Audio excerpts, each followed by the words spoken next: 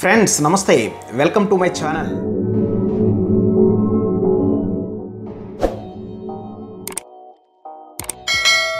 ఈవేళ మీ ముందుకి mutual funds గురించి తెలియజేయడానికి వచ్చాను. మ్యూచువల్ ఫండ్స్ అనేటటువంటివి ఒక ఇన్వెస్ట్మెంట్ ఎవెన్యూస్. దీనిలో మనందరము కలిపి దాచుకునేటటువంటి అమౌంట్ ఇన్వెస్ట్ చేయడం అనేటటువంటిది జరుగుతుంది.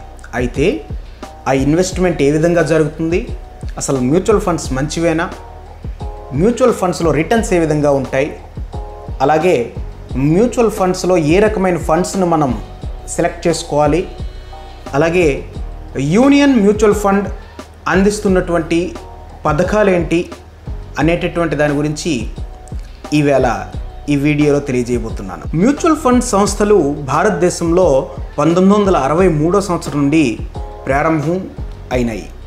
అయితే ఈ మ్యూచువల్ ఫండ్ వ్యవస్థ ఏ విధంగా ఉంటుంది అంటే, ఈ మ్యూచువల్ ఫండ్ కంపెనీ అనేటటువంటిది ఒక స్పాన్సరర్ కంపెనీ ఏర్పాటు చేస్తుంది. సపోజ్ ఒక కంపెనీ స్పాన్సర్ చేయాలి అని అనుకున్నట్లయితే ఆ కంపెనీ ఒక ట్రస్ట్ని ఏర్పాటు చేస్తుంది. ఆ ట్రస్టీస్ సమక్షంలో ఒక ఏఎంసి అనే ఒక కంపెనీని స్టార్ట్ చేయడం జరుగుతుంది. దాన్నే ఎసెట్ మేనేజ్మెంట్ కంపెనీ అని అంటాం. ఈ ఎసెట్ మేనేజ్మెంట్ కంపెనీ అనేది ఏదైతే ఉందో అదే మన తాలూకా మొత్తం ఫండ్స్ అన్నిటిని కూడా మేనేజ్ చేస్తుంది. అయితే ఈ ట్రస్టీల తాలూకా ముఖ్యమైన పని ఏంటి అంటే, ఈ ఏదైతే ఫండ్ మేనేజ్ చేస్తున్న ఈ ఏఎంసి ఉందో అది ఇండియాలో ఉండేటటువంటి సెబీ తాలూకా గైడ్లైన్స్ ఫాలో అవుతుందా లేదా, సెబీ అంటే security exchange board of India guidelines follow అవుతుందా లేదా అనేటటువంటిది చూడడమే దాని తాలూకా ముఖ్యమైనటువంటి లక్షణం. అలాగే ఆ ఏఎంసి కంపెనీ ఏదైనా కొత్త పథకాలు తీసుకురావాలి అంటే ఈ ట్రస్టీల తాలూకా ఆమోదం అనేటటువంటిది కంపల్సరీ. అలాగే ఈ మ్యూచువల్ ఫండ్ తాలూకా పనితీరుని ఎప్పటికప్పుడు రియల్ టైం బేసిస్లో సెబీ పర్యవేక్షిస్తుంది. దీని కొరకు ఆర్టీఏలను కూడా నియమించుకుంటుంది. అయితే మ్యూచువల్ ఫండ్లో పెట్టేటటువంటి పెట్టుబడి అంతా కూడా సెబీ రెగ్యులేషన్లో ఉంటుంది. కాబట్టి ఫస్ట్ పాయింట్, మన తాలూకా పెట్టుబడులు సురక్షితం బ్యాంకు లాగానే. అయితే మ్యూచువల్ ఫండ్లో పెట్టుబడి ఎందుకు పెట్టాలి? మ్యూచువల్ ఫండ్లో పెట్టుబడి పెట్టే ముందు అసలు పెట్టుబడి ఎందుకు పెట్టాలి, పెట్టుబడికి రిటర్న్స్ ఎంత రావాలి అనేది మనం తెలుసుకుందాం. చూడండి, పెట్టుబడి మనం ఎందులోనైనా ఇన్వెస్ట్ చేయొచ్చు. మన దగ్గర ఉండేటటువంటి డబ్బుల్ని భూమిలో పెట్టచ్చు, లేదా మీ ఇంటి దగ్గర ఉంచుకోవచ్చు, లేదా గోల్డ్లో ఇన్వెస్ట్ చేయొచ్చు, లేదా బ్యాంక్ ఫిక్స్డ్ డిపాజిట్లో ఇన్వెస్ట్ చేయొచ్చు, లేదా కంపెనీస్లో వాటాదారులుగా కూడా జాయిన్ అవ్వచ్చు. ఇవేవి చేసినా సరే అల్టిమేట్గా మీకు కావాల్సింది ప్రాఫిట్. అంటే ఎంత రిటర్న్ ఇస్తుంది. మీకు ఎంత రిటర్న్ కావాలి ఎప్పుడైనా ఆలోచించారా? ఎంత రిటర్న్ కావాలనేది, ఎంత రిటర్న్ కావాలి అనేదానికి ఎకనమిస్టులు ఏం చెప్తున్నారు అంటే, the return must beat the inflation of that country. అంటే మీరు పెట్టే పెట్టుబడి ఏదైతే ఉందో ఇన్వెస్ట్మెంట్, ఆ ఇన్వెస్ట్మెంట్ మీద వచ్చేటటువంటి రిటర్న్ అనేటటువంటిది మీ కంట్రీ తాలూకా ఇన్ఫ్లేషన్ని బీట్ చేసే విధంగా ఉండాలి. అంటే ఒక ఎగ్జాంపుల్ చెప్తాను. సపోజ్ కంట్రీ తాలూకా ఇన్ఫ్లేషను 5% అనుకుందాం. అంటే అర్థం ఏంటంటే, ఓ 10 సంవత్సరాల క్రితము 100 రూపాయలకి దొరికేటటువంటి వస్తువు ఈరోజు 105 రూపాయలు పెడితే కానీ దొరకదు అని అర్థం, సుమారుగా చెప్తున్నా. అదేవిధంగా అంటే దానికి ఇక్కడ మనం అర్థం చేసుకోవాల్సింది ఏంటంటే, మన కొనుగోలు శక్తి పెరిగినా సరే వస్తువు కొనలేని పరిస్థితిలో కనుక ఉన్నట్లయితే దాన్ని మనం ఇన్ఫ్లేషన్ కింద ట్రీట్ చేస్తాం. ఇప్పుడు మీరు ఒక 50,000 రూపాయల జీతం తెచ్చుకుంటున్నారు. మీరు ఇప్పుడు ఒక కారు కొనలేని పరిస్థితిలో ఉన్నారనుకుందాం, 4 వీలర్. అంటే దాని అర్థం ఏంటి అంటే, ఒక కారు కొనలేని స్టేజ్లో మనం ఉన్నాం. సపోజ్ మనం కూడా కన్జర్వేటివ్ ఇన్వెస్ట్మెంట్స్ వైపు కనుక వెళ్ళినట్లయితే మీరు 10 సంవత్సరాల తర్వాత కూడా మీ శాలరీ దాదాపుగా ఒక 3 లక్షలు అయినా సరే మీ శాలరీ ఏ విధంగా అయితే పెరిగిందో ఆ పెరిగిన దానికంటే ఎక్కువ స్పీడ్తో యాక్సిలరేటెడ్గా ఆ కారు తాలూకా వాల్యూ కూడా పెరిగిపోతుంది, ధర పెరిగిపోతుంది. అంటే అక్కడ కారు ధర పెరిగిపోతుంది, ఇక్కడ అప్పుడు కూడా మీ శాలరీతో కొనలేని పరిస్థితి ఏర్పడుతుంది. అంటే దాని అర్థం ఏంటంటే కొనుగోలు శక్తి పెరిగినా సరే ఆ వస్తువు కొనలేని పరిస్థితిలో ఉన్నాం. దీన్నే మనం ఇన్ఫ్లేషన్ని బీట్ చేయడం అని అంటాం. ఇక్కడ ఇన్ఫ్లేషన్ని మనం బీట్ చేయలేకపోయినాం. అందువలన ఒకసారి మనం ఈ ఫోటోని పరిశీలించండి. ఆ ఫోటోలో మీరు చూడండి 2000 సంవత్సరం నుండి 2020 సంవత్సరం వరకు ఉండేటటువంటి గ్రాఫ్లు ఇవ్వడం జరిగింది. ఇందులో దాదాపుగా 20 సంవత్సరాల్లో మీరు బ్యాంకులో ఫిక్స్డ్ డిపాజిట్ కనుక చేసినట్లయితే వచ్చేటటువంటి ఇంట్రెస్ట్ రేట్ యావరేజ్గా 6 to 7% మధ్యన ఉంది. అదే మీరు గోల్డ్లో ఇన్వెస్ట్ చేస్తే 13% యావరేజ్గా ఉంది రిటర్న్. అదే మీరు సెన్సెక్స్ అనగా షేర్ మార్కెట్లో కనుక ఇన్వెస్ట్ చేసినట్లయితే దాదాపుగా 11 నుండి 12% మధ్యన ఉంది. అలాగే నిఫ్టీలో అంటే టాప్ కంపెనీస్లో కనుక ఇన్వెస్ట్ చేసినట్లయితే అది కూడా దాదాపుగా 11 నుండి 12 మధ్యన ఉంది. అనగా మీరు ఇన్వెస్ట్ చేసేటటువంటి ఇన్వెస్ట్మెంట్ కన్జర్వేటివ్ ఇన్వెస్ట్మెంట్లో కనుక చేసినట్లయితే తద్వారా మీరు పొందే ఇబ్బంది ఏంటి అంటే రిటర్న్స్ ఇన్ఫ్లేషన్ని బీట్ చేసే రిటర్న్స్ రావడం లేదు. ఎందుకంటే ఈరోజు ఇన్ఫ్లేషను దాదాపుగా ఆన్ అన్ యావరేజ్ 5% ఉంది. కాబట్టి ఇన్ఫ్లేషన్ని బీట్ చేసేటటువంటి ఇన్వెస్ట్మెంట్ అవసరం. సో ఆ ఇన్ఫ్లేషన్ని బీట్ చేసేటటువంటి ఇన్వెస్ట్మెంట్ ఎవెన్యూస్ చాలా రకాలు ఉన్నాయి. బ్యాంక్ ఫిక్స్డ్ డిపాజిట్స్ ఇన్ఫ్లేషన్ని బీట్ చేసేటటువంటి రిటర్న్స్ ఇవ్వలేవు. ఎందుకంటే post tax returns bank fixed deposit మీద వచ్చేది ఇన్ఫ్లేషన్ని బీట్ చేయలేవు. ఇన్ఫ్లేషన్ని బీట్ చేసేది investment in shares or investment in real estate or investment in gold. These are the 3 alternative avenues compared to the bank fixed deposits. So ఈ ఏదైతే 3 alternative avenues ఉన్నాయో వీటిల్లో భూమి మీద పెట్టుబడి కానీ బంగారం మీద పెట్టుబడి కానీ ఈ రెండు కూడాను టికెట్ సైజ్ చాలా ఎక్కువగా ఉంటుంది. అంటే మీరు మీ దగ్గర ఒక 1000 రూపాయలు ఉంటే ఇన్వెస్ట్మెంట్ చేయాలి అంటే కుదరదు. దాదాపుగా ఒక 10 లక్షలు 15 లక్షలు ఉంటేనే మనం ఇన్వెస్ట్ చేయడం అనేటటువంటిది జరుగుతుంది. అంటే టికెట్ సైజ్ చాలా ఎక్కువగా ఉంటుంది. సో మనము middle class or any class అంత టికెట్ సైజ్ ఇన్వెస్ట్మెంట్ చేయలేం. కాబట్టి మన దగ్గర ఉండేటటువంటి అమౌంట్ తక్కువ కాబట్టి దానికి 2 మార్గాలు ఉన్నాయి. ఒకటి investment in shares or investment in shares through mutual funds. Why you go for mutual funds, why not for investment in shares? షేర్స్లో ఇన్వెస్ట్మెంట్ చేయాలి అంటే ఆ షేర్కి సంబంధించినటువంటి పూర్తి నాలెడ్జ్ అనేటటువంటిది ఉండాలి. పూర్తి ఫైనాన్స్ నాలెడ్జ్ తెలియకుండా షేర్స్లో ఇన్వెస్ట్ చేయడం అనేటటువంటిది కరెక్ట్ కాదు. సో మనకు ఫైనాన్స్ నాలెడ్జ్ లేనట్లయితే బట్ మనం పెట్టేటటువంటి పెట్టుబడి ఇన్ఫ్లేషన్ని బీట్ చేసే రిటర్న్స్ ఇవ్వాలి అని అనుకున్నట్లయితే ఖచ్చితమైనటువంటి సాధనం మ్యూచువల్ ఫండ్స్ ఒకటే. ఏంటి మ్యూచువల్ ఫండ్ స్పెషాలిటీ అంటే మీరు ఏదైతే పెట్టుబడి పెడతారో ఆ పెట్టిన పెట్టుబడి మీకు ఏ బాధ లేకుండా ఫండ్ మేనేజర్స్ అనేటటువంటి వాళ్ళు ఉంటారు. ఆ ఫండ్ మేనేజర్స్ ఎక్కడ ఉంటారు అంటే మొదట చెప్పిన ఏఎంసీ కంపెనీలో ఉంటారు, అసెట్ మేనేజ్మెంట్ కంపెనీలో ఉంటారు.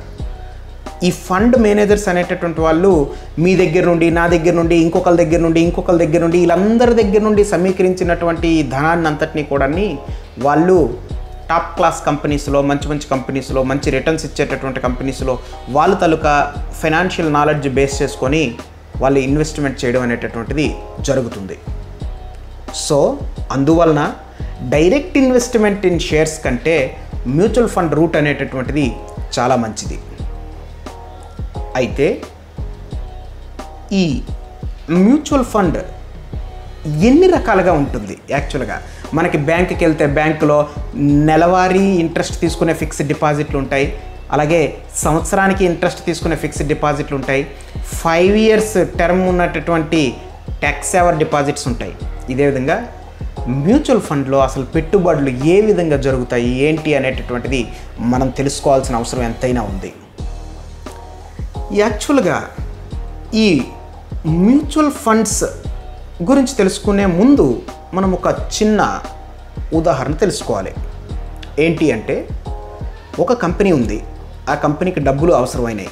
ఆ కంపెనీకి డబ్బులు అవసరమైనాయి అంటే ఆ కంపెనీ ఒకటి బ్యాంక్ ద్వారా అప్పు అయినా తీసుకుంటుంది, లేదా ప్రతి ఒక్కరి దగ్గర నుండి అప్పు తీసుకొని ఆ అప్పుని వడ్డీ రూపంలో ప్రతి నెల వడ్డీని చెల్లిస్తుంటుంది.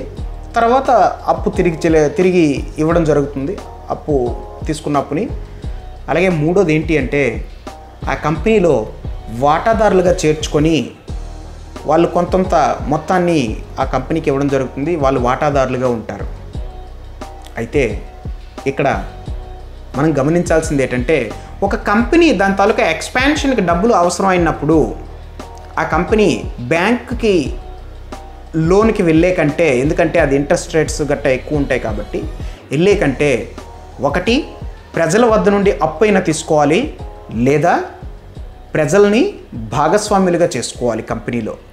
సో మొదటిది ప్రజల వద్ద నుండి అప్పు తీసుకోవడాన్ని ఇష్యూయన్స్ ఆఫ్ ది డిబెంచర్స్ అని అంటారు.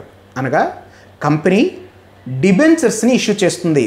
మీరు వినే ఉంటారు, పెద్ద పెద్ద కంపెనీలు ఎన్సీడీ ఇష్యూ చేస్తున్నాయి, నాన్ కన్వర్టబుల్ డిబెంచర్స్ ఇష్యూ చేస్తున్నాయి అని అంటారు. సో ఈ నాన్ కన్వర్టబుల్ డిబెంచర్స్ని ఇష్యూ చేసి మీరు ఎంతైతే పెట్టుబడి పెడతారో ఆ పెట్టిన పెట్టుబడికి ప్రతి నెల కూడా లేదా ప్రతి సంవత్సరం ఆ డిబెంచర్ తాలూకా స్కీమ్ బట్టి మీకు ఇంట్రెస్ట్ అనేటటువంటిది మీ అకౌంట్లో జమ చేయడం జరుగుతుంది. అనగా మీరు బ్యాంకులో ఫిక్స్డ్ డిపాజిట్ చేస్తే ఫిక్స్డ్ డిపాజిట్ రిసీట్ ఎలాగైతే ఇస్తారో ఆ రిసీట్తో పాటు మీకు ఎవ్రీ మంత్ ఎలాగైతే బ్యాంకులో మీ ఖాతాలోకి ఇంట్రెస్ట్ ఏ విధంగా అయితే జమ అవుతుందో అదేవిధంగా కంపెనీ వాళ్ళు ఆ డిబెంచర్ పీరియడ్ ఎంతవరకు అయితే ఉందో అంత పీరియడ్ వరకు కూడా మీకు ప్రతి యాన్యుటీకి కానీ లేదా ప్రతి నెలకి కూడాను మీకు ఇంట్రెస్ట్ అనేటటువంటిది జమ చేయడం జరుగుతుంది. అయితే ఈ విధంగా కంపెనీ గనక డబ్బుని సమకూర్చుకుంటే దాన్ని మనం డెట్ అని అంటాం, దాన్ని అప్పు అని అంటాం. కంపెనీ అప్పు చేసింది ప్రజల దగ్గర నుండి. అదే కంపెనీ సపోజ్ మీరెవరూ కూడా అలాగ పెట్టుబడులు పెట్టద్దు, మీరందరూ కూడా నా సంస్థలో వాటాదారులు కండి, మీకు లాభాలు వస్తే నేను వాటాలు మీకు ఇస్తాను, మీరే వాటాదారులు అవుతారంటారు. దాన్నే ఇష్యూయన్స్ ఆఫ్ ది షేర్స్ అని అంటాం. So that is the main difference between issuance of the shares and the debt of a company. So issuance of the షేర్స్నే మనం ఈక్విటీ అని అంటాం. అనగా కంపెనీ బ్యాంక్ నుండి లోన్ మినహాయిస్తే 2 రకాలుగా డబ్బుల్ని సమకూరుస్తుంది. ఒకటి ఈక్విటీ రూపంలో, 2 డెట్ రూపంలో. అయితే ఈ కంపెనీలు ఏవైతే ఉన్నాయో ఈ ప్రతి కంపెనీ కూడా లిస్టింగ్కి వెళ్తుంది. అనగా ప్రతి కంపెనీ కూడా మార్కెట్లో ట్రేడ్ అవుతూ ఉంటుంది. షేర్స్ ఏదైతే ఉన్నాయో ఆ షేర్స్ ట్రేడ్ అవుతూ ఉంటాయి. అయితే ఎంతైతే షేర్లు ఉన్నాయో ఆ total shares into each share price, ఆ రోజు షేర్ ప్రైస్ ఎంతైతే ఉందో ఆ కంపెనీది దాన్ని మల్టిప్లై చేస్తే వచ్చేదే మనకి మార్కెట్ క్యాపిటలైజేషన్ అని అంటాం. దాన్నే మనం మార్కెట్ క్యాపిటలైజేషన్. ఇవన్నీ ఎందుకు చెప్తున్నానంటే ముందు మ్యూచువల్ ఫండ్స్ గురించి అర్థం చేసుకోవాలి అనుకుంటే ఈ basics, minimum basics compulsory. So ఇప్పటి వరకు మనం ఈక్విటీ అంటే ఏంటో తెలుసుకున్నాం, డెట్ అంటే ఏంటో తెలుసుకున్నాం. ఇప్పుడు మార్కెట్ క్యాపిటలైజేషన్ అంటే ఏంటో తెలుసుకున్నాం. మార్కెట్ క్యాపిటలైజేషన్ అంటే total number of free flow of shares of a company multiplied by per share price is called market capitalization. So ఈ మార్కెట్ క్యాపిటలైజేషన్ని మనం మార్కెట్లో అనగా మన తాలూకా స్టాక్ ఎక్స్చేంజ్లో 3 రకాలుగా డివైడ్ చేయడం జరిగింది. ఒకటి large cap, 2 mid cap, 3 small cap. ఏంటి లార్జ్ క్యాప్ అంటే టోటల్ మనకు ఉండేటటువంటి కంపెనీస్ ఇండియాలో ఏవైతే లిస్టెడ్ కంపెనీస్ ఉన్నాయో ఈ లిస్టెడ్ కంపెనీస్లో టాప్ 100 కంపెనీస్ మార్కెట్ క్యాపిటలైజేషన్ పరంగా టాప్ 100 కంపెనీస్ ఏవైతే ఉంటాయో వాటిని లార్జ్ క్యాప్ కంపెనీస్ అని అంటాం. గుర్తుపెట్టుకోవాలి, టాప్ 100 కంపెనీస్ని లార్జ్ క్యాప్ కంపెనీస్ అని అంటాం. 101 నుండి 250 వరకు, టాప్ 101 నుండి 250 వరకు ఉండేటటువంటి కంపెనీస్ని మిడ్ క్యాప్ కంపెనీస్ అని అంటాం. 250 కంటే బిలో ఏవైతే ఉన్నాయో అవన్నిటిని కూడా స్మాల్ క్యాప్ కంపెనీస్ అని అంటాం.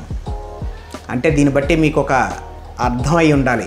ఏంటంటే మనకి తెలిసిన top brands, listed top brands Maruti, TCS, Infosys, like these are all comes under large cap stocks, top 100 companies.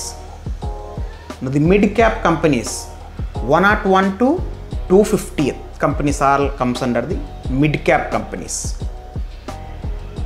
Okay, now we will come into mutual funds. Mutual ఫండ్స్లో ఫండ్స్ 4 రకాలుగా ఉంటాయి. ఒకటి equity oriented funds, 2 debt oriented funds, 3 hybrid funds, 4 schematic funds for specific purpose. ముందుగా మనకు ఒక అవగాహన వచ్చింది ఏంటంటే మ్యూచువల్ ఫండ్స్ అనేటటువంటిది మన ద్వారా ఫండ్ మేనేజర్స్ ద్వారా మనము షేర్లలో పెట్టుబడి పెట్టడాన్ని మ్యూచువల్ ఫండ్స్ అని అంటాం. అయితే ఈ పెట్టుబడులు ఏ విధంగా పెట్టుబడి పెడతాం? అదే మీరు ఈక్విటీలో పెట్టుబడి పెట్టాలి అని అనుకున్నట్లయితే, కంపెనీ తాలూకా ఈక్విటీలో పెట్టుబడి పెట్టాలి అనుకున్నట్లయితే దాన్ని ఈక్విటీ ఫండ్స్ అని అంటాం. లేదు, కంపెనీకి మీరు అప్పు ఇవ్వాలి అని అనుకున్నారట్లయితే దాన్ని మనం డెట్ ఫండ్స్ అని అంటాం. లేదు, నేను పెట్టేటటువంటి పెట్టుబడిలో కొంత అమౌంట్ ఈక్విటీ, కొంత అమౌంట్ డెట్ కనుక అనుకున్నట్లయితే దాన్ని హైబ్రిడ్ మ్యూచువల్ ఫండ్స్ అని అంటాం. లేదు, నేను పెట్టే పెట్టుబడి పిల్లల తాలూకా చదువులకి, లేదా రిటైర్మెంట్ ప్లానింగ్కి, లేదా సమ్ వెకేషన్ ట్రిప్కి, ఒక స్పెసిఫిక్ పర్పస్కి యూజ్ అవ్వాలి అని అనుకున్నట్లయితే దాన్ని స్పెసిఫిక్ పర్పస్ ఓరియంటెడ్ ఫండ్స్ అని అంటాం. అయితే ఇప్పుడు మనం, మీ దగ్గర ఒక 1000 రూపాయలు ఉంది. ఈ 1000 రూపాయలతో మీరు ఎంఆర్ఎఫ్ కంపెనీ చాలా బాగుంది అనుకుంటున్నారు. ఎంఆర్ఎఫ్ కంపెనీలో ఒక్క షేర్ అయినా కొనాలని అనుకుంటున్నారు. అయితే ఎంఆర్ఎఫ్ కంపెనీలో మీరు కొనగలరా? కొనలేరు. ఎందుకంటే ఎంఆర్ఎఫ్ కంపెనీ తాలూకా ఒక్క షేరు విలువే దాదాపుగా 50,000 రూపాయలు ఉంది. మరి మన దగ్గర 1000 రూపాయలే ఉంది. సో అందువల్లనే మనం మ్యూచువల్ ఫండ్స్ని ఎంచుకున్నాం. ఏ విధంగా అంటే నా దగ్గర 1000 రూపాయలు, నా ఫ్రెండ్ దగ్గర 1000 రూపాయలు, మీ దగ్గర 1000 రూపాయలు, మీ ఫ్రెండ్ దగ్గర 1000 రూపాయలు, అలాగా ఒక 50 మంది దగ్గర ఉన్నటువంటి 1000 రూపాయలని తీసుకొని ఈ 50,000ని గనక మన ఫండ్ మేనేజర్కి ఇచ్చినట్టయితే ఫండ్ మేనేజరు మనం స్పెసిఫై చేసిన అప్లికేషన్లో ఎంఆర్ఎఫ్ షేర్ కొనండి అని రాస్తున్నట్లయితే ఆ ఎంఆర్ఎఫ్ షేర్ని ఫండ్ మేనేజర్ పర్చేస్ చేస్తాడు. చూడండి, ఒకవేళ ఎంఆర్ఎఫ్ షేర్ కనుక 60,000 రూపాయలు అయినట్లయితే ఆ 10,000 రూపాయలు ఏదైతే మార్జిన్ ప్రాఫిట్ ఉందో దాన్ని మీ అందరికీ షేర్ చేయడం జరుగుతుంది. చూసారా, that is the power of mutual fund. మీరు ఇండివిజువల్గా కొనాలి అనుకుంటే కొనలేరు. సో ఈ మ్యూచువల్ ఫండ్స్లో ముందుగా ఈక్విటీ మ్యూచువల్ ఫండ్స్ ఏంటో చూద్దాం. ఈక్విటీ మ్యూచువల్ ఫండ్స్ అనేటటువంటివి కేవలం కంపెనీ తాలూకా ఈక్విటీ రూపంలో మాత్రమే ఇన్వెస్ట్మెంట్ అనేది జరుగుతుంది. ఈక్విటీలో ఏ విధమైనటువంటి ఫండ్స్ ఉంటాయి అంటే large cap equity fund, mid cap equity fund, small cap equity fund, multi cap equity fund, large mid cap equity fund, ELSS fund, thematic fund, value discovery fund, ఇన్ని రకాలైనటువంటి funds ఉంటాయి. అంటే మీకు ఇప్పటికే అర్థమైంది అనుకుంటా. లార్జ్ క్యాప్ కంపెనీస్లో కనుక మీరు పెట్టుబడి పెట్టాలి అని అనుకున్నట్లయితే లార్జ్ క్యాప్ ఈక్విటీ ఫండ్ని సెలెక్ట్ చేసుకోండి. మిడ్ క్యాప్ కంపెనీస్లో పెట్టుబడి పెట్టాలనుకున్నట్లయితే మిడ్ క్యాప్ ఈక్విటీ ఫండ్ని సెలెక్ట్ చేసుకోండి. స్మాల్ క్యాప్ కంపెనీస్లో పెట్టుబడి పెట్టాలనుకున్నట్లయితే స్మాల్ క్యాప్ ఈక్విటీ ఫండ్ని సెలెక్ట్ చేసుకోండి. అలాగే కొంత లార్జ్ క్యాప్, కొంత మిడ్ క్యాప్లో కనుక పెట్టుబడి పెట్టాలనుకుంటే లార్జ్ మిడ్ క్యాప్ ఫండ్ని సెలెక్ట్ చేసుకోండి. లేదు, నా పెట్టుబడి లార్జ్ క్యాప్లో కొంత, మిడ్ క్యాప్లో కొంత, స్మాల్ క్యాప్లో కొంత పెట్టుబడి పెట్టాలి అని అనుకున్నట్లయితే మల్టీ క్యాప్ ఫండ్స్ని సెలెక్ట్ చేసుకోండి.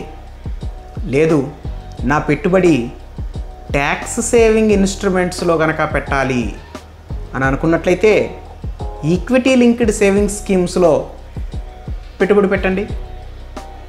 లేదు, కొన్ని ఫండ్స్ ఉన్నాయి. ఆ ఫండ్స్ ఏం చేస్తాయంటే ఫండ్ మేనేజర్స్ అవి ధర ఎప్పుడైతే దానికి ఒక వాల్యూ ఉంటుంది. ప్రతి కంపెనీకి కూడా ఒక వాల్యూ ఉంటుంది. ఆ వాల్యూ కంటే తక్కువ ధరకి గనక అది మార్కెట్లో దొరుకుతుంది అన్నప్పుడు అవి వెంటనే క్యాచ్ చేసి వాటిలో పెట్టుబడి పెడతాయి. అంటే ఫ్యూచర్లో అది చాలా ఎక్కువ పెరుగుతుంది అనే ఉద్దేశంతో దాన్నే మనం వాల్యూ డిస్కవరీ ఫండ్స్ అని అంటాం. సో ఈ వాల్యూ డిస్కవరీ ఫండ్స్లో కూడా పెట్టుబడి పెట్టచ్చు. అయితే సేఫెస్ట్ బెట్ ఏంటి అంటే మీరే చెప్పాలి. సేఫెస్ట్ బెట్ ఏది అంటే లార్జ్ క్యాప్ ఫండ్స్. ఎందుకు? ఒక కంట్రీ తాలూకా గ్రోత్కి లార్జ్ క్యాప్ కంపెనీస్ ముందుంటే ఆటోమేటిక్గా కంట్రీ తాలూకా గ్రోత్ ఉన్నట్టే. సో లార్జ్ క్యాప్ ఫండ్స్లో పెట్టే పెట్టుబడులు అనేటటువంటివి ఎప్పుడూ కూడా కొంచెం రిస్క్ ఉన్నా సరే safest bet. Mid cap funds కొంచెం రిస్క్, స్మాల్ క్యాప్ ఫండ్స్ ఇంకొంచెం రిస్క్. ఎందుకు అంటే ఆ స్మాల్ క్యాప్ కంపెనీని కనుక మనం సెలెక్ట్ చేసుకున్నట్లయితే, మనం in the sense fund manager select చేసుకున్నట్లయితే దాని అర్థం ఏంటి? మీరు రిస్క్ తీసుకోవడానికి సిద్ధపడుతున్నారు. ఎందుకు రిస్క్ తీసుకోవడానికి సిద్ధపడుతున్నారు? ఆ కంపెనీ పెర్ఫార్మెన్స్ చాలా బాగుంటుంది అనేసి మీకు నమ్మకం ఉంది. ఒకవేళ కంపెనీ పెర్ఫార్మెన్స్ బాగోకపోతే మీ రిటర్న్స్ పడిపోతాయి, కానీ బాగుంటే మాత్రం రిటర్న్స్ చాలా ఎక్కువ వస్తాయి. కాబట్టి if you want to take the risk you may invest in small cap funds. If you don't want to take the risk then you may invest in either large cap funds or mid cap funds. Okay, ఇప్పుడు mutual funds ఏ విధంగా పెట్టుబడి పెడతాం? Mutual ఫండ్స్లో మళ్ళీ 2 రకాలు ఉంటాయి. Confuse అవ్వద్దు. మ్యూచువల్ ఫండ్స్లో 2 రకాలు ఉంటాయి. Open ended funds, closed ended funds. Open ended funds అంటే ఏంటంటే ఆ ఫండ్స్ ఎప్పుడూ ఓపెన్ అయ్యే ఉంటాయి. అంటే అర్థం ఏంటంటే ఎప్పుడైనా మీరు ఇన్వెస్ట్ చేయొచ్చు. ఆ ఫండ్స్లో మీరు ఎప్పుడైనా ఇన్వెస్ట్ చేయొచ్చు. అదే క్లోజ్డ్ ఎండెడ్ ఫండ్స్.